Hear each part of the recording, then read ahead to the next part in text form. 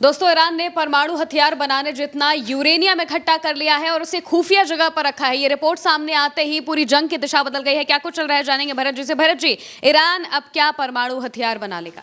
जिस बात को इजराइल इतने समय से कह रहा था, जिस बात को अमेरिका इतने समय से कह रहा है, हर बात के आखिर में एक बात कहते हैं कि हम ईरान को परमाणु हथियार नहीं बनाने देंगे, नहीं बनाने देंगे। अब इजराइल की तरफ से एक रिपोर्ट आई है जिसमें कहा गया है कि कोहे कोलांग जो पर्वत है उसके नीचे इन लोगों ने 60% यूरेनियम छिपा करके रखा है। वो रिपोर्ट मैं आपको दिखलाता हूँ। इस रिपोर्ट में मिडिल ईस्ट रिपोर्ट के हवाले से ये बात ये मिडिल ईस्ट ने छापा कि वॉशिंगटन जर्नल ने ये छापा कि इजरायली खुफिया एजेंसियों का मानना है कि ईरान ने हजारों परमाणु सेंट्रीफ्यूज मतलब जिसे यूरेनियम को इनरिच्ड करते हैं, हजारों सेंट्रीफ्यूज जो है वो पहाड़ के नीचे पिकेक्स माउंटेन यानी जिसको कुहे कोलांग पर्वत कहते हैं उसके नीचे गहरी सुरंगों में छुपा कर रखा है। वहाँ जो है उनका उपयोग संभावित परमाणु हथियारों के लिए, अपने मौजूदा परमाणु हथियारों के लिए 60% यूरेनियम भंडार को हथियार ग्रेड तक समृद्ध करने के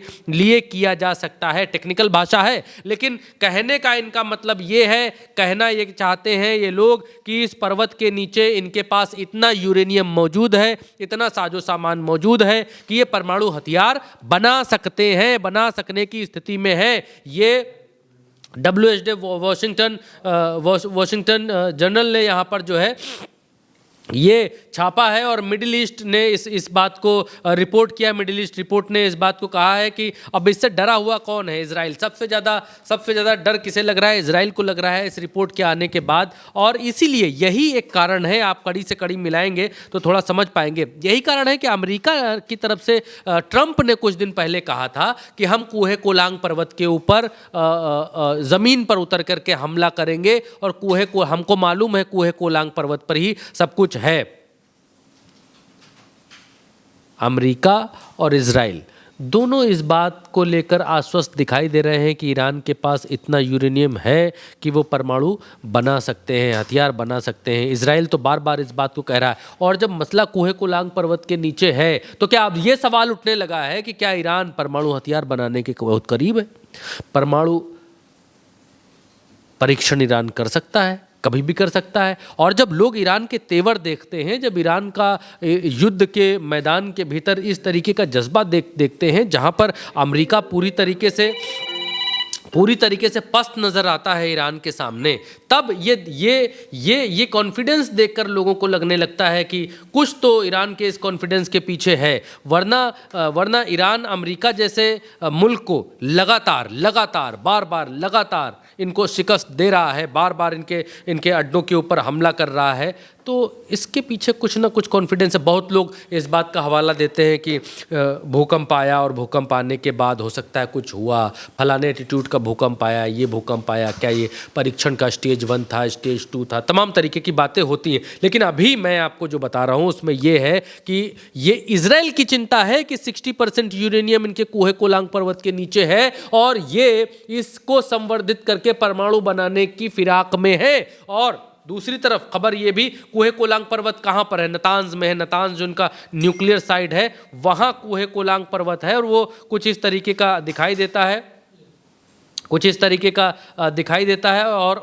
ये जो डॉट्स बने हुए हैं ये नतांज न्यूक्लियर फैसिलिटी है। आपको दिखा देते हैं, ऐसे दिखाई देती है। नतांज न्यूक्लियर फैसिलिटी है ये ईरान की, और इसी के बगल में कहा जाता है कुहे कोलांग पर्वत है। अब ये जो डॉट्स दिखाई देते हैं, जब आप कुहे कोलांग पर्वत डालेंगे तो ईरान ने भी अपने यहाँ तमाम सारा लोकेशंस में फेरबदल कर रखा है। तो इतने कुहे कोलांग पर्वत दिखाई देते हैं, हर जगह अलग अलग डॉट दिखाई देता है। हालांकि इसी नतांज न्यूक्लियर फैसिलिटी के आसपास जो कुहे कोलांग पर्वत है वो है, उसी के नीचे ये बताया जा रहा है कि परमाणु दबा। दूसरा ये कि IRGC के स्पोक्स पर्सन हैं, उन्होंने ये बात कहा है कि इन लोगों ने हमारे नेताओं के ऊपर हमले किए हैं, एक के बाद एक हमले किए हैं। अब हमने भी अपने टारगेट चुन लिए हैं, अब हम भी उन लोगों के ऊपर हमले करेंगे, उन नेताओं के ऊपर हमले करेंगे जो इन लोगों के लिए ज़्यादा ज़रूरी होंगे।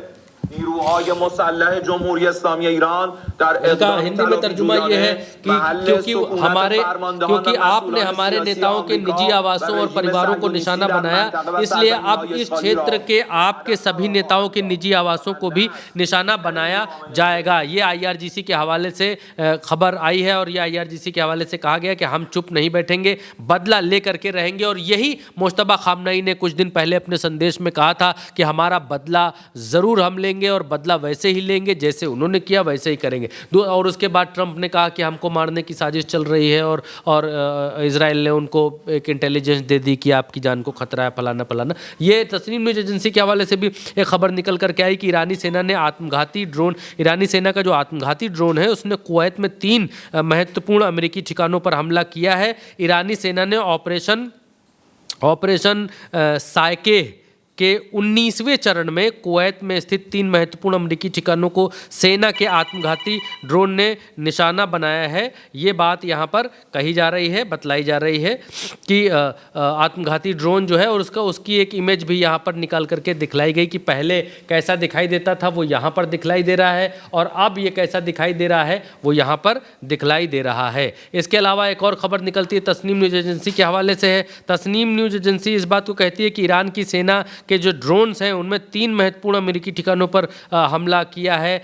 जो ड्रोन्स हैं 3 की US बेसेस जो कुवैत में हैं उनके ऊपर हमला किया है। 19वीं लहर यहाँ पर चलाई है और उसका एक वीडियो भी यहाँ पर जारी किया है जो IRGC के हवाले से निकल करके आया है कि किस तरीके से रात में हमले किए हैं, उसका एक वीडियो आया है। दूसरा द क्रेडल ने एक पूरी लिस्ट छापी है और इस लिस्ट में ये बताया गया है कि होर्मुज के दक्षिणी मार्ग से गुजरने की कोशिश कर रहे 2 तेल के टैंकरों के ऊपर विस्फोट हुए हैं, आग लगी है, उन्हें रोक दिया गया है। ईरान ने कहा है बचाव दल के चालक दल को सुरक्षित बाहर निकाल लिया गया है क्योंकि होर्मुज के ऊपर ईरान ये कहता है कि हमारे बताए रास्ते पर आइए जाइए, लेकिन अमेरिका की सरपरस्ती में जो देश हैं उनके जहाज़ अमेरिका के बताए रास्ते पर आते जाते हैं तो ईरान उनके ऊपर हमला करता है। इसके अलावा लिखा है कि 2 ऑयल टैंकर्स अटेम्प्टिंग, इसके अलावा लिखा है कि 2 ऑयल टैंकर यहाँ से निकल रहे थे, वो बात डिटेल में बताई है। ये बताया है कि कहाँ कहाँ हमला किया। इन्होंने कहा कि हमने बहरीन में हमला किया, मुहर्रक में एक अमेरिकी मिसाइल रक्षा रडार प्रणाली है उसके ऊपर हमने हमला किया, उसको हमने नष्ट कर दिया है। अल रिफा में एक अमेरिकी पेट्रियट वायु रक्षा प्रणाली है। यह आपको इसलिए सुनना चाहिए क्योंकि अगर आप मुस्लिम ममालिकों के इर्द गिर्द किन इलाकों में रहते हैं तो आपको मालूम होना चाहिए कहाँ पर हमले हो रहे हैं, क्या हो रहे हैं। तो ये बहरीन के भीतर दिखाइएगा, बहरीन के भीतर जो है इन्होंने मुहर्रक में रडार रक्षा प्रणाली पर हमला किया। अल रिफा जगह है बहरीन के भीतर ही, अल रिफा में अमेरिकी वायु रक्षा प्रणाली के ऊपर हमला किया। बहरीन में अमेजन के केंद्रीय डाटा सेंटर की बुनियादी कई क्रूज मिसाइलों पर निशाना बनाकर उनको नष्ट करने का दावा किया है। IRGC ने क्लेम किया है कि बहरीन में। दूसरा ये कुवैत के भीतर कहाँ कहाँ किया है। कुवैत में लंबी दूरी की रडार संचार केंद्र, उपग्रह रिसेप्शन साइट और एक अमेरिकी मिसाइल रक्षा रडार के ऊपर हमला किया है। अली अल सलेम बेस के ऊपर ये हमला हुआ है, ये भी बताया है। और क्या क्या नष्ट किया है वो लिखा हुआ है। MQ-9 ड्रोन नष्ट किया है, हैवी डैमेज यहाँ पर किया है। आगे ये लिखते हैं कि अहमद अल ज़ाबेर वायु हवाई अड्डा है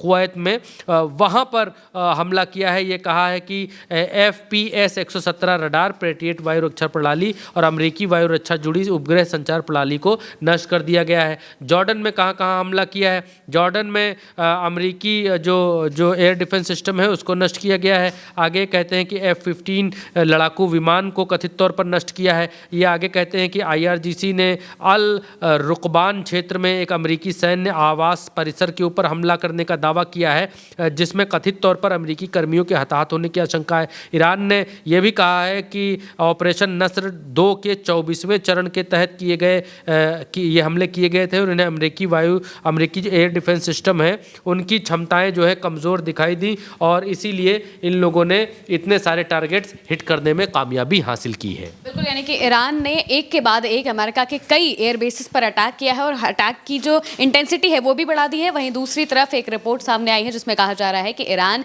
अपना न्यूक्लियर पिकेक्स माउंटेन के नीचे लाकर रख चुका है और इसी वजह से अमेरिका इस पर हमला करने की बात कह चुके हैं। यानी कि जंग का दायरा लगातार बढ़ता जा रहा है और बातचीत की कहीं से कोई भी बात सामने नहीं आ रही है। फिलहाल के लिए मेरे यानी महिमा के साथ इस खबर में इतना ही। आप देखते रहिए उल्टे चश्मे यूसी।